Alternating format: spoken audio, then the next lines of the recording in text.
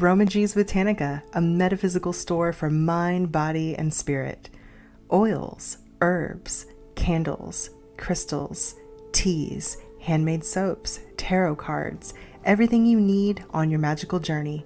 Daily psychic and tarot readings, classes, witchcraft, pagan, and hoodoo supplies, most of it made in-house. Try our free Dress Your Own candle station. From spiritual gifts to ritual supplies to religious books, we have the widest selection of metaphysical products in all of Tennessee since 1999. It is our goal to inspire everyone to explore their spirituality in their own way by offering information and products in a nurturing multicultural environment. Open 7 days a week. 223 Donaldson Pike, Nashville, Tennessee, or visit us online at aromagees.com.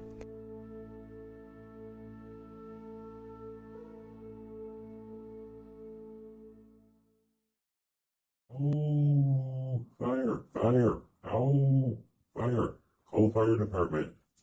Oh, wait, never mind. Fluffy says that it's he's smudging the house. Yep, smudging the house. He's been stressing how important it is to indulge in psychic hygiene. Yep, move that energy. Well, okay, I'm gonna go over here and chew on Fluffy's foot. I'm gonna go smudge the foot so it smells better. Get rid of all that bad juju. You don't want his other foot to fall off. Remember, look us up on With the Fluff. Love ya. Bye. Ow.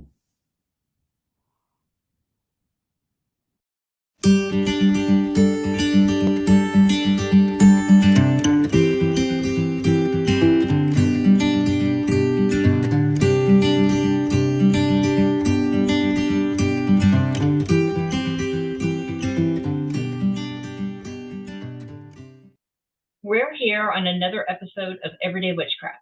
Today's special guest is Beverly Oberline. She is a Holy Fire Karuna Reiki Master. She teaches classes on tarot and croning, and she's also an author. So no further ado, let's welcome Beverly. We're back on another episode of Everyday Witchcraft, and we have Beverly here, and we're going to talk a little bit about energetic healing, things like that. So Beverly, how are you doing? I am very well, thank you. Good. I'm glad to have you here. Can you kind of start off by telling us a little bit about yourself? Sure. Thank you for this opportunity to be here. I'm really excited about it. I am Bev Oberline, or Beverly, and I am a tarot reader. I'm an energetic healer. I am a Reiki Master, a Karuna, Holy Fire Karuna Reiki Master. I do several different forms of Reiki. They're just, we'll get into Reiki a little bit more as we go along. But what I find is that even though tarot readings, somebody said, well, I want a tarot reading. I want to know what's, going on in my life or whatever. It's all part of the same thing.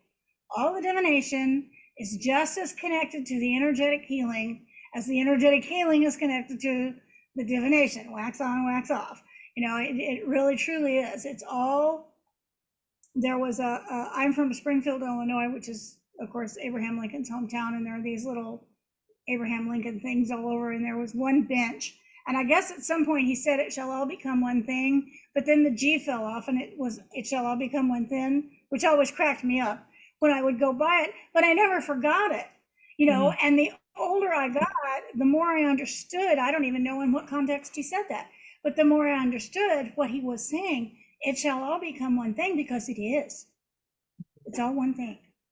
It all comes from the same thing. It all goes to the same thing. We are energy. We know that. The more, the more they study quantum physics and all of that, the more that we know that we really are just energy. This physical body of mine is just energy, just as yours is, just as this building is, as the rain is outside. All these things are energy. So why can't we use energy? Why can't we use an energy stream then to find and help to move out the dis-ease in the body? And dis-ease is obviously how we get the word disease. That's what it's from. It's dis-ease. It is something in the body that is out of balance. It's something in the body that is not right. And so in doing Reiki, Reiki is, most people put it down to a man named Dr. Usui. And he went on a retreat, personal vision quest, whatever, and discovered this energy stream. And he came back and he visualized some different symbols that we use. And he came back and wrote it all down. There's now evidence, some of it's actually written, some of it's anecdotal, that this kind of healing has been done for thousands of years, that the Japanese did it in the pre-dynastic period, and the Chinese as well. And it makes sense. When you know where what we call your ka body, that place, mine's right here. It can be anywhere from here out to here, whatever. But that spot, that place where if you're standing and you feel somebody and they're too close to you, it's because their energy is bumping up against your energy. And you don't have to turn around and look to see them, but they're there. I know you've experienced this like in an elevator or whatever, And so that's how we can actually do Reiki without touching someone, because we just work right there at that level of the ka body. We do lay hands on. I prefer to do that if the client is okay with it, and most people are, because Reiki is not a thing like massage. You can do it fully clothed, and you can do it in your sheet if you want to or whatever. And we don't touch any of the iffy parts. We don't touch any part. The bathing suit part. Yeah, and that's not what it's. I mean, if somebody came to me and had a problem in one of those areas, I wouldn't hesitate. But as a general thing, I don't. If I'm just giving a general treatment, I don't. And so, people have a lot of questions about Reiki and what does it do. And I've heard people say, well, I got a Reiki treatment and I didn't feel good for 2 or 3 days. Well, then you got a really good treatment, because what's happening is that energy is moving out of your body, that energy that was not in harmony with the energy, with the best energy of your body, that energy that was not, that was working against your balanced self. That energy is moving out. And yeah, sometimes it doesn't feel very good. You might feel a little bit puny, or you might feel a little sick, or you might feel just not off, I'm just kind of not myself today, but that's okay, because that's a good thing. And then you're going to turn around and say, wow, I feel so much better. And it's a really amazing just way of healing. And I don't even, it does heal, but it's not even, to me, it's a rearrangement. Mm-hmm. It's a rearrangement of energy. It's a realignment of that energy back into what it's. We use different symbols, and they are representative of different types of energy within the Reiki energy. And one may do this, one may be more for, an emotional kind of issue, or something that, if somebody's just really, their heart hurts, they're in grief, they're, maybe they've lost a loved one, maybe they've lost a relationship, maybe they've lost a pet,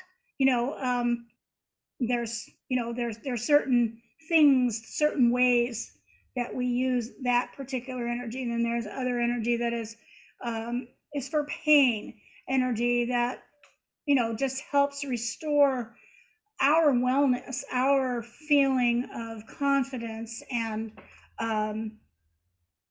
allays fear, just the general, I used to call it back in the 60s, free floating anxiety, just that constant pounding that we hear from news and TV and radio and headlines and marquees, and all the things that are just constantly banging at our heads, and at our emotional center as well, just as we go throughout our day. So when you come in to get a Reiki treatment, then we do what we call a scan, and that is done. And there again, back to the Ka body. I'll find out where that Ka body is on this particular person, and then just run my hands over. And in doing that, once you are attuned to the Reiki, you can feel the difference in the energy. Like if somebody were to do a scan on me, they would find some really disjointed and scattered energy in my knees, because my knees are pretty much destroyed. And so that's, and I can feel it myself, in myself. And you get to where you can really kind of hone in on these things, and then say, okay, well, this needs to be worked out. And I'll story a friend of mine. She does a different kind of energetic healing. And she had a friend who had cancer. So she asked me, and she's several states away, and so is he. And she asked me if I would join with her to do some regular healings with them. And I said, yeah, sure. And so we did. I set up a grid, and that's another thing I'll talk about too. I set up a grid with crystals. That kind of, it's sort of a booster, kind of an amplifier. It amplifies the energy, and I can really direct it, and we do what we call distant Reiki, and that's what we did. And so when I got attuned to Reiki, everybody has specific gifts. The one that I was given is the ability to see what that looks like. And for me, it's like an infrared, like a CAT scan or an MRI scan, where you see what I see as the problem is always red, shades of red, and the redder and the deeper and the hotter. That's how it feels to me, is hot. And so anyway, I just visualized a picture of a human male, and I saw these spots of red. So I told my friend, I said, well, this is where I see. And she said, yeah, that's where I feel it too. And he got a CAT scan, and we both saw exactly where his cancer was. Wow. Oh, as far as being attuned, do you believe that you have to be there in person, or can you do it long distance? How does that work? I know you mentioned different types of Reiki. Mm-hmm. For the more I hate to use the word older, but the first types that we were familiar with here in the States, the Tibetan and the Usui, those do, I think, require an attunement. And for myself, I had it done person to person. Mm-hmm. And I think that is really the way to go. I don't see really how it would be very difficult to do that, I think, online. But as far as the Holy Fire Karuna, there is a different book for that, in fact, and it calls it an ignition. And there are steps within that book as to how you can do your own ignition, okay, and begin to use that type of Reiki. I still went to the practitioner that I learned from William Rand himself. And so I went to Elliot, and he had a class, and we did 3 days of work on this stuff. And I just think you get a deeper experience. I think because then once we began to recognize this and be able to, see and feel and use that energy, then we practiced on each other, and I think that's a big part of it, so that how it feels, and where it's going and what it's doing. And so that when you come out of there, you aren't just like, well, I've got this, then you kind of be like the dog that caught the car. Now what? Okay, I got it, but I don't know what to do with it.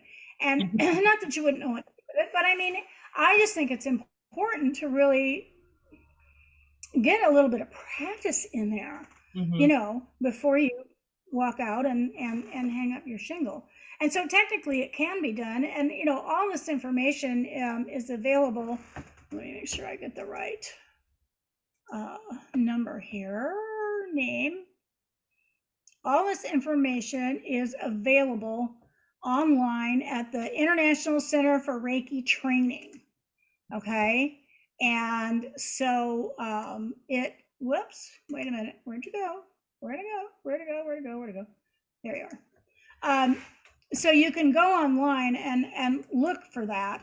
And it will show you, I think they've got a list in there of different practitioners in different areas that do, the training and that kind of thing and the teaching, so that you can, pretty much anybody from anywhere can find something that's within regionally available. Is that the International Center for Reiki Training? Okay. Is it a bunch of different types of Reiki? Is Reiki an umbrella term, and then there's different types underneath it? Is that the way that? Well, it's all called Reiki. Do you know what I mean? It's hard to it's kind of difficult to delineate, because the Reiki symbols are intended to be kept within the community. They're intended to be not just out there. I know some people who share them. I know some people, I just don't. But there are, within Reiki, within what I do, I may call, once I do the scan, or once you tell me, you may come in and say, I'm just exhausted from this move. I'm just worn out. I just feel like I don't have anything left.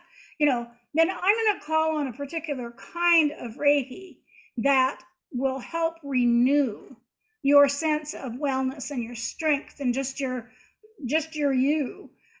Whereas if you come in and say, oh my gosh, I hurt my knee so bad, I banged it on the couch and then I dropped a box on it and it's just killing me, then I'm going to use a different wavelength on that, because then that's going to be pain and healing. You see what I'm saying? So those are it. I wouldn't necessarily call Reiki an umbrella. All of this is Reiki, but it's just hard to, it's kind of hard to describe that there's I use this symbol for this symbol for that, this symbol for that. Right. There's a certain symbol for each condition or issue. And also when most people think of Reiki, they're thinking of just the chakras, but that it's so much more than that. Balancing out their chakras, and there's just so much more than that. It's there. Reiki, like you said, has been around for thousands and thousands of years, different forms of it and different types. But it's way more than just cleaning out your chakras, So when I do a Reiki treatment, I always include the chakras in there, and just ask that. And I generally am thinking of just, the tradition. I mean, there are 20 some, I think, chakras. There are a whole bunch of them. Most people are familiar with, your crown, your third eye, your throat, chest, sacral, all that.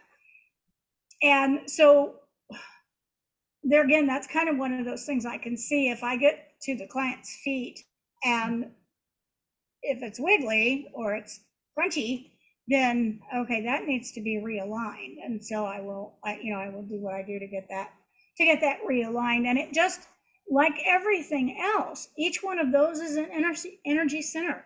Each one of those corresponds to, some part of our breathing, some part of our motive power, some part of our healing, our understanding, just everything that we do. And so when the chakras are out of alignment, then again, we are not in alignment. We are not in balance. That is the thing. And I say this in my tarot readings too. I say this more often than anything else. You have got to stay in balance. And when none of us can be 50, we can't be just 50-50. It doesn't work that way.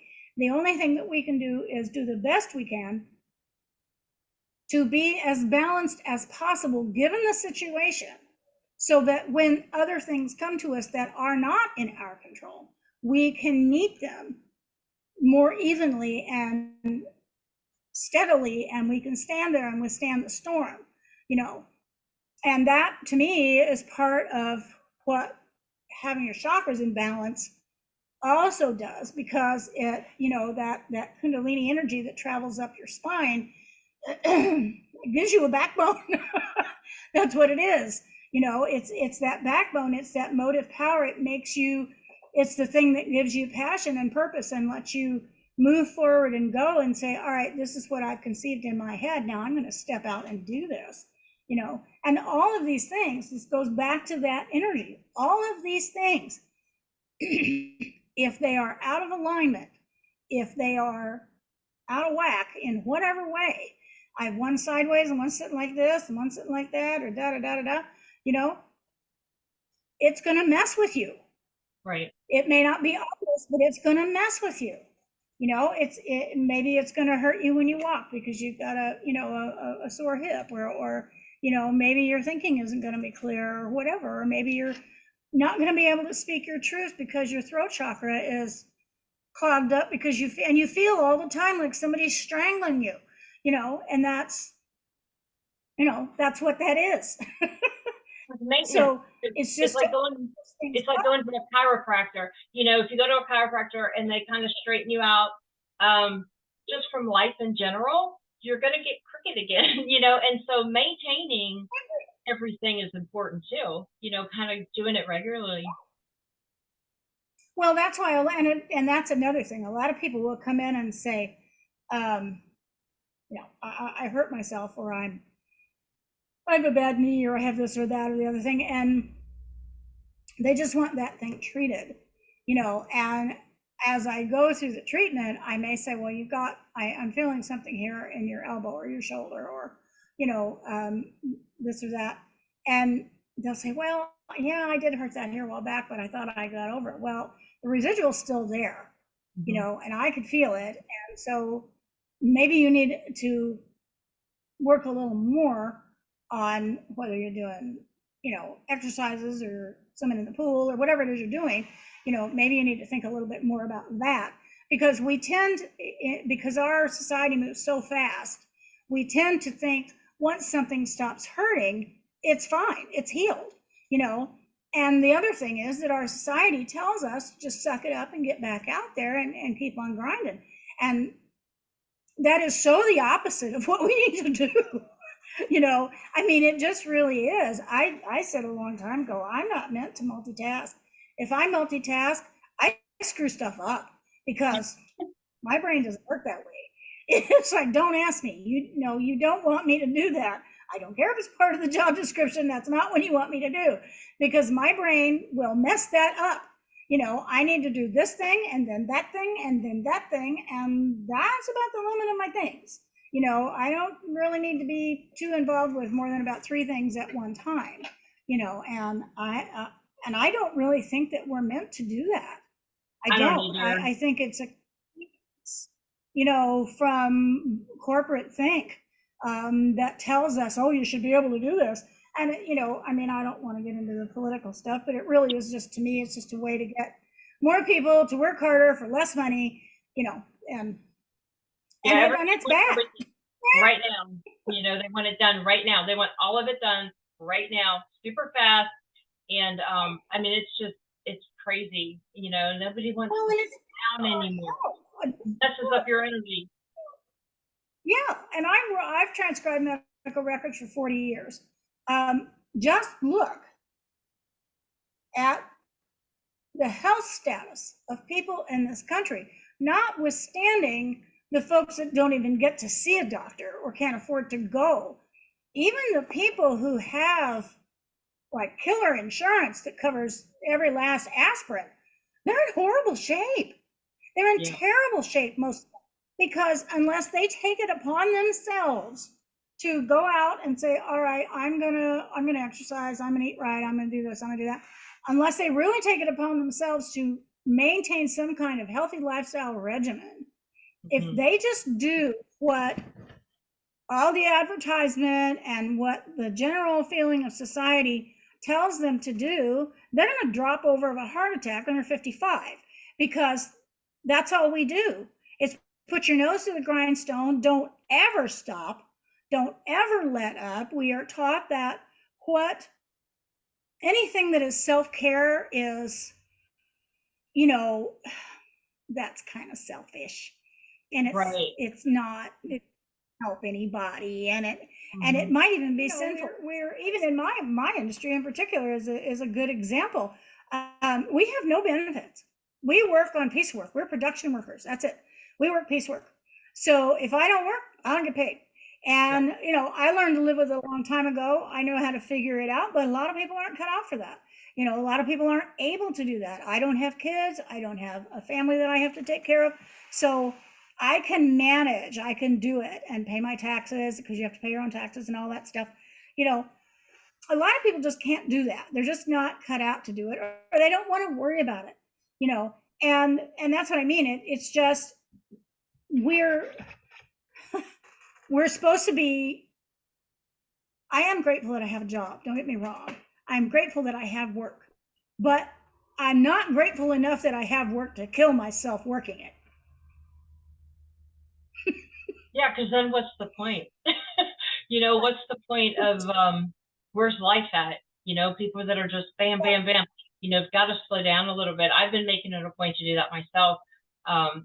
Slowing down like every 6 months, slow down for a good few weeks, and then pick back up and start again, because I love what I do. But you got to have time to just enjoy. You have to do. Yeah, you do. And those are also the times I think that, I thought it was very interesting in a sociological way when COVID happened, and all these people, it seemed like this group of people said, ooh, I'm going to take the time now. I'm going to go to that retreat I've been wanting to go to. I have time now. I can do it. I'm going to take up this, priestess path. I'm going to take up this or that or the other thing. We used to do a show online, my business partner and I mean, we had hundreds of viewers because everybody was home day drinking, mm-hmm. but then they learned from us as we began to talk, because we did it for like 6 hours at a time. We were laughing about that last night.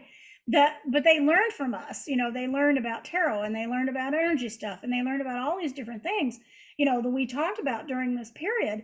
And then this other group of people said, no, I don't want to know anything about any of that stuff.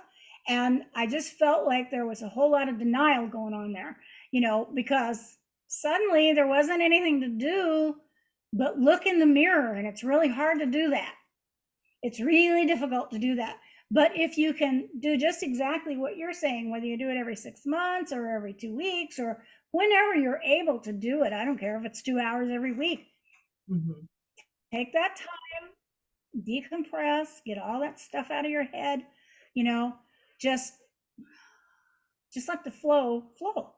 Let it flow. And reassess what you're doing and your goals and things like that too. Because I find that I'll do, and then all of a sudden I'm going, wait a minute, where did my time go to spend, like with my family or my partner or something like that, because I'm so busy doing stuff. So I have to stop for a minute, kind of look at everything. Here's my goals. Am I working toward my goals? Where am I taking time out for me? Because you get so caught up in just daily life, that you're going all the time. And you just got to take a few minutes. And the maintenance is so important, like the energetic healing maintenance is so important. Once you do get to where you need to be physically and mentally, you've got to maintain that. And the only way to maintain that is to take that few minutes. Right. And it does need to be a regular practice. I mean, I'll treat whatever anybody comes to me with. That's not a problem. But, really and truly, once we get the knee straightened out or the shoulder to stop hurting or whatever it is we're doing, they really, it's, I don't care if it's every month or every 6 weeks. Sometimes, people can't always afford to do what they would like to do, and I try to keep my rates low so that anybody can, because there have been times in my life when, I had to say, can I type for you? Can I do something for you to trade and barter? And so I try to make it so everybody can do it. But people really do need to have a regular practice the same as they go to their doctor, the same as they go to, their psychiatrist, the same as you go to your nutritionist or your trainer or whomever, energetically, we need that same kind of maintenance. We need that same kind of thing to keep us energetically. It's like you said about the chiropractor. It's like your metaphysical chiropractor. I'm keeping your metaphysical bones in line. Yeah. And then the other thing is, people will say, well, I don't know what to think about when I meditate. Don't think about anything. Just let it come. Yeah, just let it go. Or if you want, is that what you recommend people doing, like on a daily basis or a weekly basis, as far as like helping maintain, besides actually physically going or virtually or however you're doing the treatment on it? What kind of advice can you give somebody? Just maybe somebody's having a hard time meditating. Is there something else that they could do? Well, I think we have, like everything else, we are so used to somebody telling us that this is this and that's that. Mm-hmm. Meditation does not mean that you have to sit on the floor on a buckwheat pillow in lotus position and sit there and go om. You don't have to do that. That's wonderful. If you have the place and the time and the ability to do that, that's marvelous. Meditation can literally be falling asleep in your recliner. When you are in a state of altered consciousness, if you will but listen, you will hear the things you're supposed to hear. We are trained not to listen. Oh, that's just a dream. Oh, that's just a fantasy. Oh, that's just a blah, blah, blah, whatever. How do you know that? Maybe that's really your soul voice speaking. Maybe that's truly your authentic self saying, hey, this job you have is sucking the life right out of you, and you have always wanted to go do this, and you have an opportunity, and you need to take that leap of faith, the Fool card, step out, step off, and do it. And so, I mean, those things do come to us, but so often we discount them, and so that's, those are what I tell people to do. Anytime that anybody pulls the Hermit, I always tell them, okay, do you meditate? Well, I used to, but okay, start again, do it again, because that's what he's calling for. That's exactly what he's calling for. Go into that darkness, find out what's in there. There's something in there that's wanting to talk to you. There's something in there that's wanting to tell you, somebody's got a message for you, and you need to go in there and hear it, and need to not be afraid of it. And so it can be, I always tell people, it can be your favorite place in the park. If you found a little quiet spot in the park and there's a nice little bench there, or a place you can sit under a tree or whatever, I don't care if the ducks come by or the swans, or there's a little babbling brook, whatever it is. If there's a place where you can go, where you can just let go of all of that yakety yak that we hear around us, that surrounds us all the time, and clear your mind. If you're sitting there consciously watching the water flowing in this little stream, but you're not really engaged in thinking about anything, then your subconscious is going to say, oh, we can tell her now. She's listening. Let's say something, and it'll come. People are like, well, I don't know how to do that. Well, you don't have to do anything. That's the whole point. Don't do. But allow yourself. Listen. Yeah, just allow you, like zoning out. When you see somebody daydreaming or, just kind of staring off, that's perfect. I mean, if you can, get yourself to that state, that's actually perfect, because that's whenever things are going to really come to you.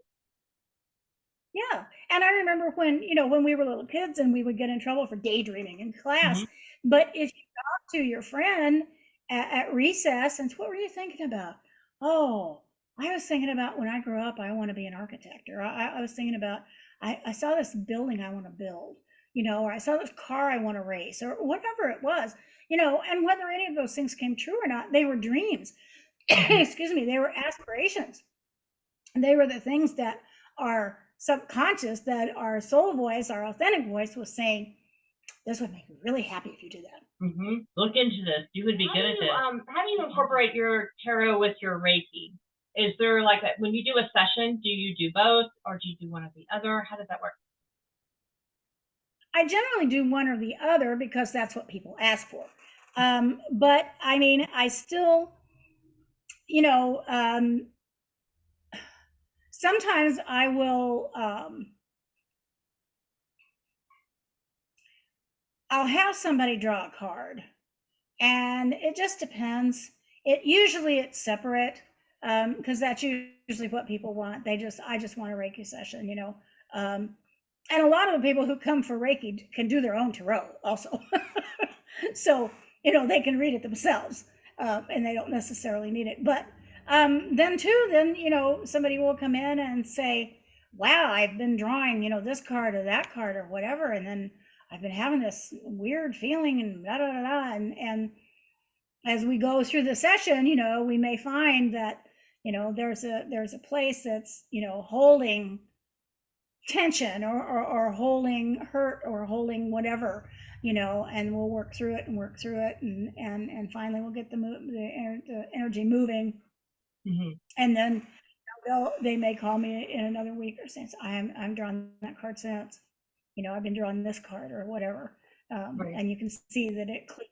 So in that way, you know, like I said, a lot of the people who come to me for Reiki are already fairly well versed in the tarot, or at least they can read for themselves.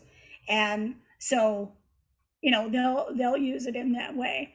But for myself, it's really all connected. You know, it's all connected. It's all the same thing. You know, what tells me, you know, the Five of Swords is going to be the Five of Swords is going to be the Five of Swords. I don't care what deck you use. I don't care what you're reading. I don't care, you know, other than where it appears in the spread. You know, the meaning is not going to change. What changes is when you're an intuitive reader like me, what I pick up from you about that card, you know, and how this might apply in your life or your situation or wherever, you know. And so that is the difference to me. It's where, and that's why I like being an intuitive reader. It works for me, and I prefer to go to an intuitive reader myself. I generally go to Ruthie, but you know, whatever. I mean, you know, why wouldn't I? But it just reinforces to me that it is all connected, and I'm sure you probably find that with the bones. You know, all of that energy, it is all just one big circle, you know, and it's all connected. And if I say, you know, this is this over here, and this is the, you know, this card and the numerology is thus and so, and you can say, well, then I threw the bones, and then this happened, and this happened, and this happened. You can't make it up. Yeah, you can't make it up. Stuff yeah, it's amazing, you know. And if you just put your trust into it, my client that I was reading for right before this, you know, she's got great intuition and great psychic abilities and all these different things, but she doesn't trust it. And it was so funny because I was telling her things she already knew. She's like, well, yeah, actually, I thought that, and I said, you need to trust your intuition. It's very high right now, but it says a lack of confidence, you know, which is why, you know, people come to you for that validation, but you know, it is all together, you know, and the one thing is connected to the other. The mental is connected to the physical. It's connected to like just regular things, friends, love, money, your job. It's all, like you said, it's energetically connected. Well, and like last night, we were doing our Tarot Tuesday thing, and I did a reading. I do like free one card pulls. And so I did a reading for a friend who was on. And so I pull for that. I just, you know, connect to their energy and pull for them. And so she got the Ace of Cups. Well, that was in the Thoth deck. So then I pulled out the Shaman Heart Oracle deck just for the heck of it and pulled a card. And what do you think it was? Love. Completely different deck. Tarot deck, Oracle deck, two completely different authors. One's, over 100 years old. One is not even a year old. Anyway, the man who taught me Reiki does shiatsu, and I would try to go to him about every 6 weeks, and it never failed. I might be drawing cards, or I might be using my pendulum, or I might just be self-analyzing and saying, wow, I'm really feeling, why am I feeling this? What is this about? Da, da, da. And he'd be working on me, and he'd hit something, and I'd be like, ow, and he'd say, well, that's, you hold, anxiety here, or you hold this here, you hold that. And it corresponded. It was right on. It was just bang on with what I was already feeling and had been analyzing, or what the cards had been telling me, or what the pendulum, you just, when you really open yourself up to this and listen to it and trust it, it will give you, reinforcement after reinforcement after reinforcement. That's what that's just the way it is, and it's well worth, to me, investing in your own health, your own metaphysical wellness, in order to be able to, tangle with everything that we have to deal with. Yeah, especially now with everything running, so fast. Well, last year we were just about ground zero for Hurricane Ian here on the island, and Teresa and I were over at Miss Sister Moon, which is my business partner's, our little store over in Cape Coral, and thank heaven we were. But that was my first big hurricane. I'm a flatlander. I'm from Illinois, where it's like the pool table. And we have tornadoes, but they're gone in like a minute. They're really destructive, but then they're gone. And this just sat on us for like 12 hours.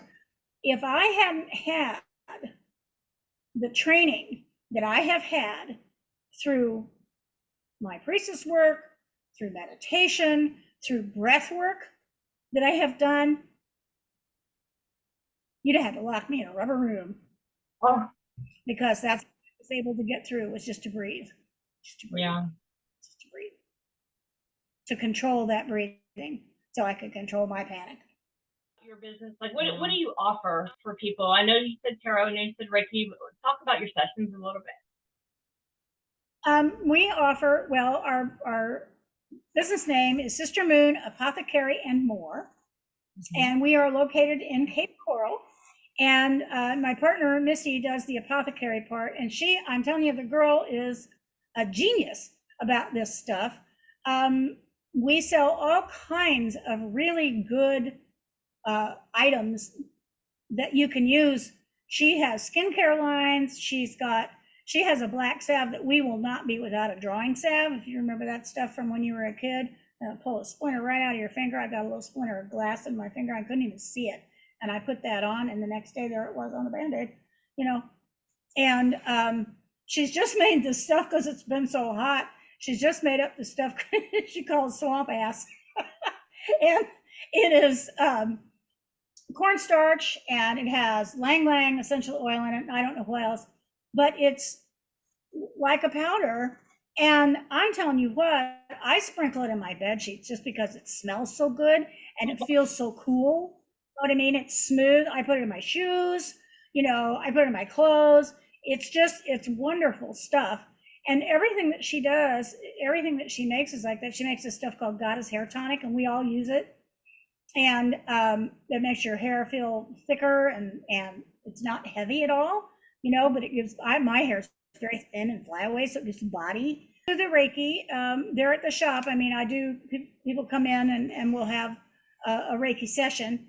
And then I can also I do tarot, I do pendulum readings, I do all forms of energetic healing. There's one called Cylinder and Heart Cord, which a friend of mine taught me, that she received in a download. And honestly, I'm not sure, this lady's not from here. She's really not. She's kind of amazing. But it's just a form of energetic healing, and once you tune into it, it kind of all comes in, and it all works together. And so, that's what we do. I occasionally teach a class. I did a Cronin class last year online, and I believe Ruth and I are actually going to work up another one. Because I find that a lot of women, when they get to that place, are like, I don't know what to do now. I'm on Facebook as Wolf Spirit Energy, and you can find me too, wherever online or via through Sister Moon as well. And so I do Reiki, distant Reiki. And there are a couple of places here on the island where you can make an appointment and I can do Reiki there, which is good for island people because we're like, do I have to leave the island? I don't want to leave the island. I don't blame you. I wouldn't want to leave the island. So anyway, so that's kind of it. And, and I do my priestess work with Ruth also, with Ruth Souther. And that's an important part of what my life is and what I do, and I really enjoy that. Her teaching is really something else. I appreciate the opportunity. I was really glad to meet you there, and whoops, did it again. Absolutely. Well, thank you so much, and I'll see you next time. Blessed be. All righty, blessed be. We are going to continue our magical recipe segments. This time we're going to work in the kitchen. We'll continue the bone magic recipes in the next episodes coming up. This is working with mushrooms, magic with mushrooms. So it helps with pain, inflammation, digestion, and it also helps with stress. Let's just jump right on in. I have mango chunks frozen, so just add a few of those. Mangoes help with digestion. They also help your body absorb water. Even better than just drinking plain water, they help. So we've got a little bit of mango. We have pineapple. Pineapple, same as mango, it helps you absorb water into your body, into your system, even better than water does. Aids in digestion, and both mango and pineapple have so many other benefits as well. They have like 20 vitamins and minerals, and so that's excellent to add. I'm going to add a dash of cayenne pepper. Now, you don't need much, just a dash. Everyone knows cayenne pepper has so many different benefits, but this video is particularly for like body aches, pains, and also to help with digestion. But, cayenne pepper also helps with the circulatory system, and all these ingredients do help fight cancer. Everyone knows how good turmeric is for you. Turmeric also helps with digestion, and it helps with body aches, pains, arthritis, and even fibromyalgia. Matcha helps with a lot of different things. Energy, burns calories, helps with focus, the immune system, lowers stress, all those wonderful things. We're going to add a little bit of matcha to our mix. We have moringa vegetable powder. It's a superfood, and it also gives you some calcium, and it's a good source of fiber. Of course, we need protein, so I have plant protein. This is pea and quinoa protein powder. Mine is gluten-free and soy-free and dairy-free. Okay, now I'm going to add Amanita pantherina. Now, this doesn't have the psychoactive, it is a mushroom. It does not have the psychoactive ingredients in it. So we're going to do that next. That helps with stress and pain. A little bit of green Mang Da also helps with joint arthritis, pain, and stress. Now, this can be illegal in some states, so make sure it's legal in yours. It is the green Mang Da kratom. We have organic MCT oil. Now, this is made from coconuts, organic coconuts, and this oil is a good fat, okay? And we have to have good fat in our diet. So I'm going to put a tablespoon of that in here. It has a lot of health benefits, but the primary that I'm using it for here is for focusing digestive issues and also joint muscle pain, things like that. There is so much there's so much information right now on the internet about castor oil and its benefits. I'm just starting this program, so I'm just going to use a little bit of castor oil. It aids in digestion, but it also helps with everything else. I mean, it helps with muscle aches, body aches, headaches, stomach issues. I use it externally, and I'm going to use a little bit internally just to keep my digestive system on track. I'm going to use the Kabani oat milk, which I think tastes the best. It's just the regular, not vanilla, not anything, no sugar added, nothing like that. You need to shake it well, and then I will pour that about halfway up and just kind of test it from there. Build a little bit higher, just about a fourth more with some water, some spring water, and then you have a beautiful mixture. We're going to seal it up and we're going to blend it.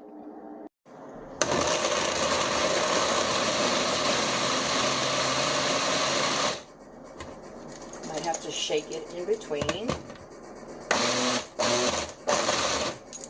Here's where the magic comes in. As you are casting into your mixture here, you want to push the intention in.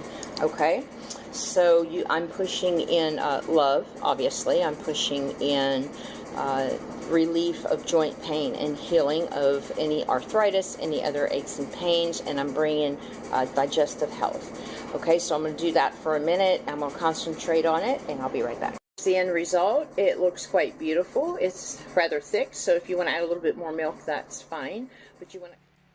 I hope you enjoyed that magical mushroom recipe for pain, inflammation, digestion, and even stress. Like I said, we're going to continue our bone magic series next episodes, and I hope you enjoy.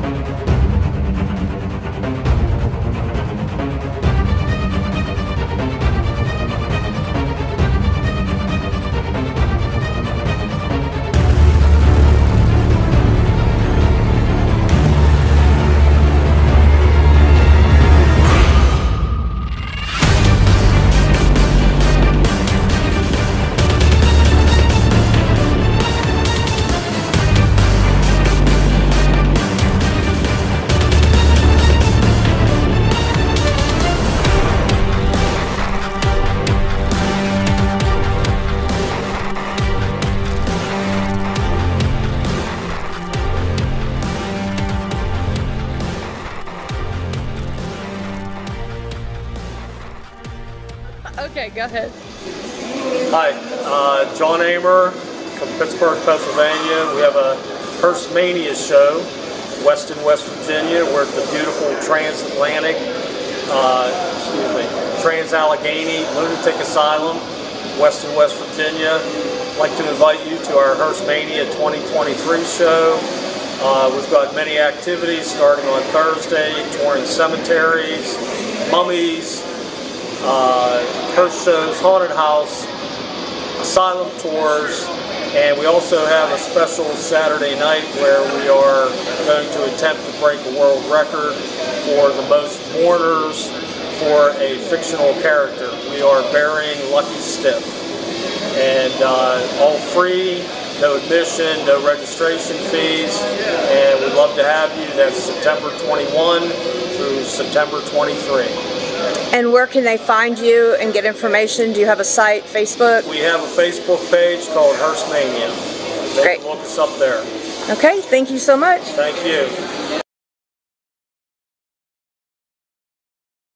The cemetery tour we're doing on Thursday, the response is like unbelievable. I mean, I already know we're selling everything out for that day. I mean, the attendance, and this is our first year doing it, and we're already breaking records left and right on it. The hotel, we blocked rooms from last year, and we added another 15 rooms to that. We sold them out 3 months ago. They gave us another block of rooms. We sold those out. Now the hotel's gone. So that's from last year's record. So it doesn't always translate into cars, hearses showing up, but we're definitely going to have more people this year. So, That's awesome. yeah.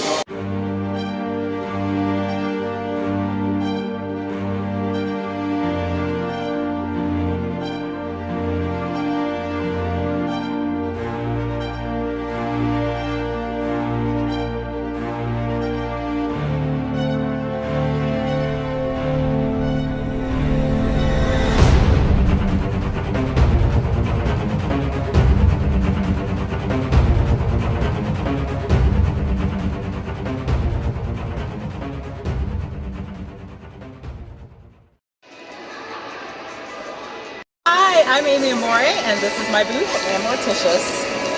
I started this business in 2008, slinging dead things since 2008. Amy Amore.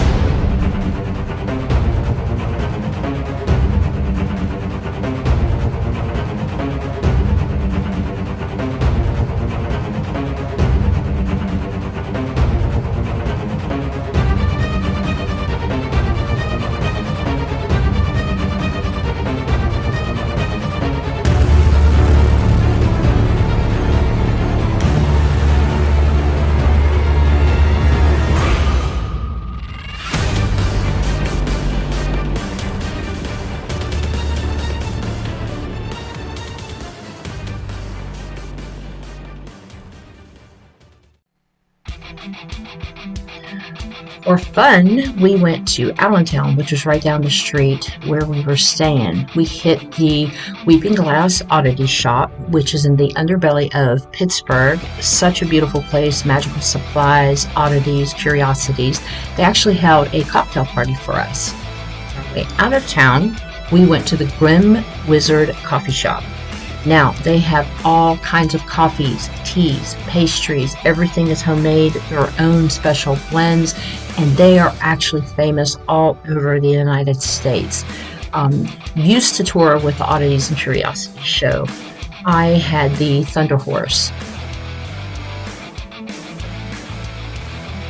One of the best places that we went was the beef jerky experience, and there is just all kinds of jerky here.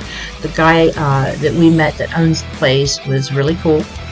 He even gave us a sample of his cherry flavored jerky, but they have like kangaroo, buffalo, elk, venison. They have anything you can think about. So we had a lot of fun on our trip, and can't wait to go back. That concludes another episode of Everyday Witchcraft. I want to thank Beverly Oberline for joining us tonight, and I also want to thank you for tuning in. I'll see you in 2 weeks. Blessed be.